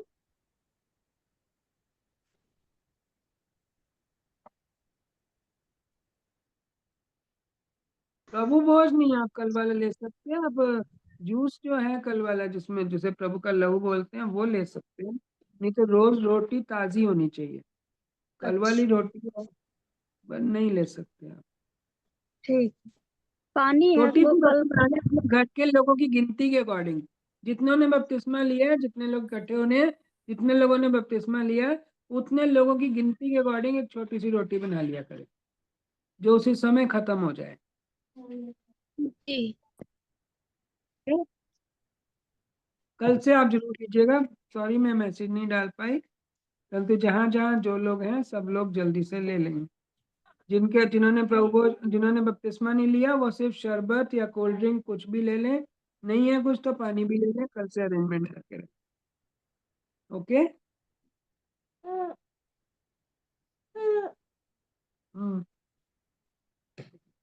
इसको कल के लिए रख दो। एक बॉटल, एक कैन, एक छोटी सी वो टेट्रा पैक भी मंगा कर रख लीजिए। उसमें से थोड़ा थोड़ा गिलास में लेकर रख लीजिएगा। पूरी बॉटल मत रखिएगा। हालेलुया। हो गया सबका? पहले आंटी। नहीं आंटी, अभी 5 मिनट। 5 मिनट। चलिए तब तक एक आराधना करते हैं। हालेलुया। एक गीत करना। तेरा नाम जो लेता है वो जिंदगी पाता है। तेरी राहों पे चल कर रूही नाम में पाता है। तेरे रूह से यीशु के रूह से मसीह के रूह से मेरा जीवन सवर गया। मेरा जीवन सवर गया। यीशु नाम मेरा, यीशु नाम मेरा जीवन सवर गया। मेरा जीवन सवर गया। यीशु नाम मेरा, यीशु नाम मेरा, मेरा जीवन सवर गया। मेरा जीवन सवर गया। तूने प्रभु के कदमों को मेरे लिए बहा दिया। तूने जान बदल देकर यीशु मुझको बचा लिया। तूने के कतरों को मेरे लिए बहा दिया, जान बदन देकर यीशु मुझको बचा लिया, तेरे लहू से, तेरे लहू से, यीशु के लहू, मसीह के लहू से मेरा जीवन संवर गया, मेरा जीवन संवर गया, यीशु नाम मेरा, यीशु नाम मेरा, मेरा जीवन संवर गया, मेरा जीवन संवर गया। सभी का हो गया? सभी ने ले लिया? हालेलुया। हाँ जी। अब प्रार्थना करेंगे। जितना ने बपतिस्मा लिया वही सिर्फ लेंगे। हमने आज ब्रेड ली है, जो उल्टा जैसे होता है, फर्स्ट पीस जो होता है वो वाला लिया है, लेकिन कल से आप रोटी बना लीजिएगा छोटी सी। इसे लेते हैं प्रभु की देह। जितने ने बपतिस्मा लिया ये उनके लिए है। जितने ने प्रभु की देह की सहभागिता को डिक्लेयर किया है परमेश्वर के सामने कि हम मसीह में पूर्ण सहभागिता में बने रहेंगे और पिता की इच्छा को के अनुसार मसीह के लिए अपने जीवन को देंगे, और जब मारे जाए गाड़े जाए परंतु जी उठेंगे, इस बात की घोषणा और आशा रखते हैं, विश्वास रखते हैं उनके लिए कि प्रभु आपकी देह अशुद्ध और अपवित्र नहीं थी, इसलिए हम इस समय में बोलते हैं कि प्रभु अपनी देह की मजबूती को, पवित्रता को, शुद्धता को, और आपके देह अपने देह में रहकर जो कार्य अपनी सेवा के लिए, सुसमाचार के लिए किए, और आपने कहा कि जैसे पिता ने मुझे भेजा है ऐसे ही मैं भी तुम्हें भेजता हूँ, जैसे मैंने पिता की आज्ञा और इच्छा को पूरा किया ऐसे तुम भी पिता की आज्ञा को, इच्छा को पूरा करो। इस कारण से प्रभु जी हम इस देह में, देह की रीति से आपकी सहभागिता में हम आते हैं। हम एक एक टुकड़ा जब लेते हैं प्रभु, तो आपके साथ संगी वारिस हो जाते हैं। आपकी देह की सहभागिता में मैं अपने आप को प्रकट कर प्रभु छू लें इस रोटी को, और आपकी देह के रूप में हम सब आपस में ले रहे हैं यीशु मसीह के नाम में। आमीन। आपस में बात कीजिए। आमीन।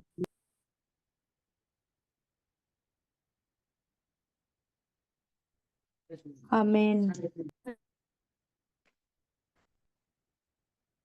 हाँ जी, आगे।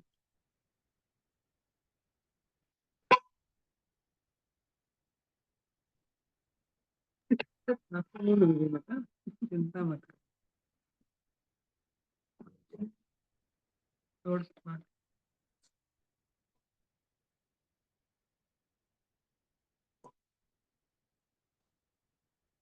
ले लो ले लो।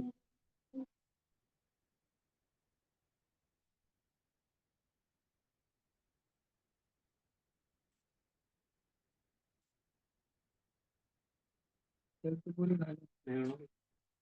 तो रह गया, मम्मी को दे दो। चलिए हम अपने हाथों को ऊंचा उठाते हुए कहेंगे, प्रभु स्वर्ग में विराजमान परमेश्वर के पुत्र प्रभु यीशु मसीह के नाम में, जैसे प्रभु ने पिता की इच्छा को पूरा किया, हम भी पिता की इच्छा को पूरा करेंगे। हम उसकी देह की सहभागिता में होकर उसमें पवित्र जीवन बिताएंगे, और उस आज्ञाकारिता और समर्पण को, रूपी समर्पण को पूर्ण रूप से करेंगे, और जिस रीति से प्रभु आपने हमें कार्य दिया है इस कार्य को भी पूरा करेंगे। प्रभु जी आपकी देह जो पिता के कार्य के लिए बनाई गई, चुनी गई, हम उसी देह को के रूप में हम भी आपकी महिमा के लिए चुने गए, बनाए गए हैं प्रभु, बुलाए गए हैं। हम आपकी इस चुनाव को तुच्छ न जानते हुए हम इस कार्य को अवश्य पूरा करेंगे यीशु मसीह के नाम में। आमीन। इसे ग्रहण करेंगे। आमीन। आमीन। आमीन। आमीन।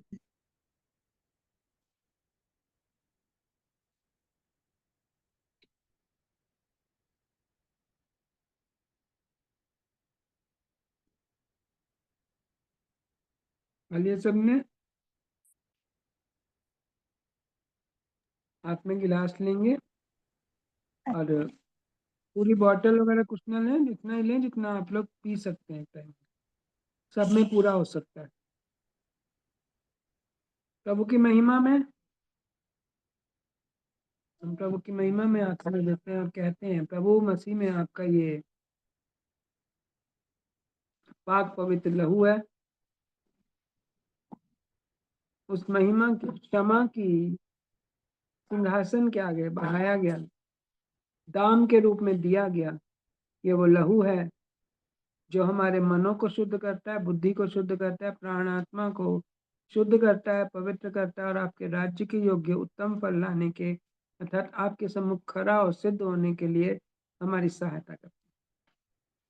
आपका लहू हमारे लिए दाम के रूप में दिया गया कि हम व्यवस्था के श्रापों से और नामधराई से और उन सब बातों से छुटकारा पाएं जो आपकी पहचान और इच्छा के विरुद्ध है। हम अब आपकी पहचान में हैं, इसलिए हम में आपका स्वभाव होना चाहिए, आपके जैसा प्रेम होना चाहिए, आपकी जैसी शांति होनी चाहिए, आपके जैसा आनंद होना चाहिए। आप जैसे दूसरों के लिए शांति लेकर आए, स्वर्गीय शांति लेकर आए, ऐसे ही हम भी बहुतों को शांति देने वाले बने। आज से हमारे मन फालतू की बातों से शुद्ध हो जाएं, पवित्र हो जाएं, क्योंकि आपने कहा है कि मैं तुम्हारे अशुद्ध मन को शुद्ध करूंगा। इसलिए नई वाचा के लहू को जो हमारे मनों को शुद्ध करती है, हम इसे प्रभु लेते हुए आपके हाथों में आपकी महिमा में सिंहासन से उस क्षमा की आशीष को और मनों को धो देने को प्रभु आज ग्रहण करते हैं और सच में कहते हैं कि पूरे मन से, पूरे प्राण आत्मा शक्ति बुद्धि से प्रभु आपसे प्रेम करते हुए आपकी इच्छा को पूरा करने वाले हो जाएं। आपकी योजना पूरी हो, आपका राज्य हो, आपका अनुग्रह हमारे लिए काफी है। धन्यवाद करते हुए प्रभु आप हमारे मनों को शुद्ध कीजिए, छू लीजिए प्रभु, और इसे हम आपका लहू बोलते हुए अब ग्रहण करते हैं विश्वास के साथ और कहते हैं कि हमारा मन, हमारी बुद्धि, हमारे विचार, हमारे भावनाएं, हमारा स्वभाव, हमारा चाल चलन, हमारा बोलना सुनना देखना सब आप में शुद्ध रहे और सारी अशुद्धता की बातें हमसे दूर हो और बहुतों को आपके राज्य में शुद्ध करने और पवित्र होने और उद्धार पाने के लिए हम इस्तेमाल होने पाए, यीशु मसीह प्रभु के नाम में, आमेन। आमीन। आपस में बांट लीजिए। आमीन। ये तो बात आमीन। आमीन।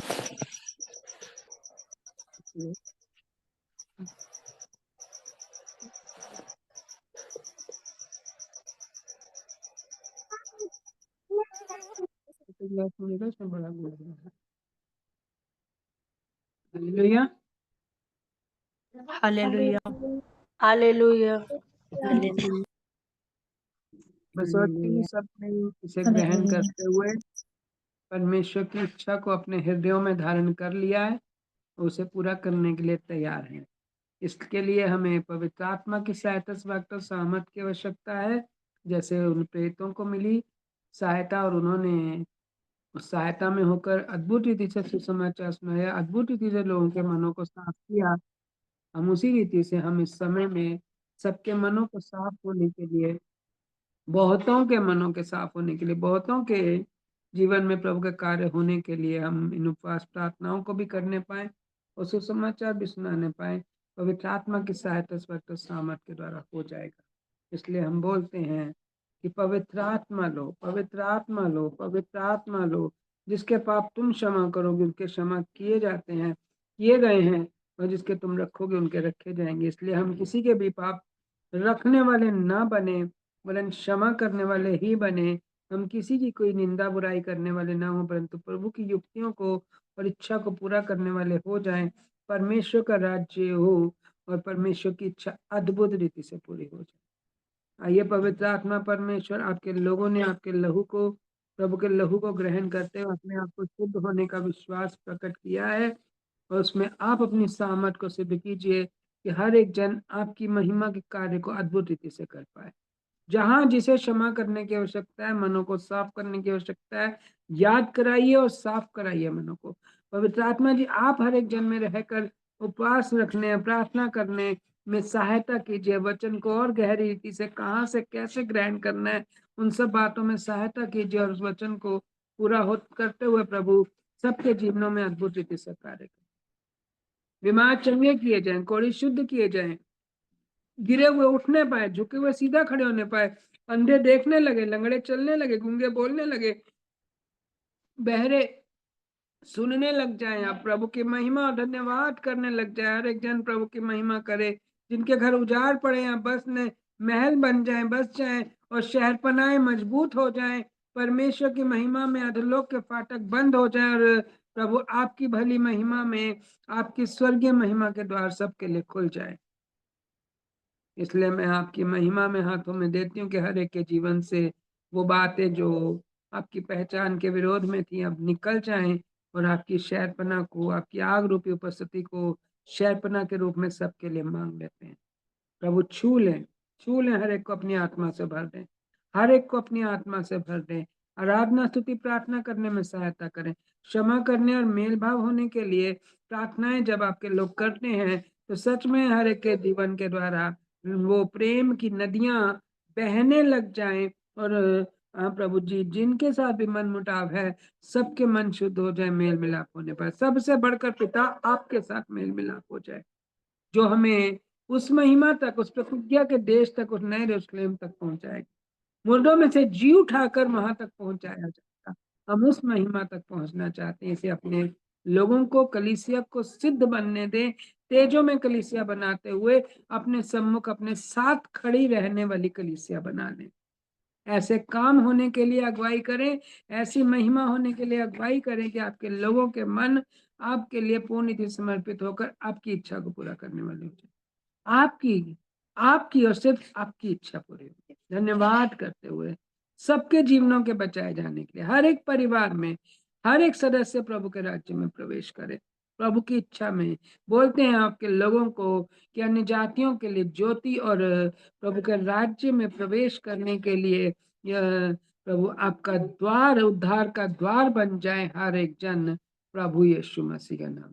धन्यवाद करते हैं पिता पुत्र पवित्र आत्मा परमेश्वर, आपकी इच्छा अद्भुत रीति से पूरी हो। धन्यवाद के साथ प्रभु यीशु के नाम में आमेन। आमेन। आमेन। आमीन आमीन।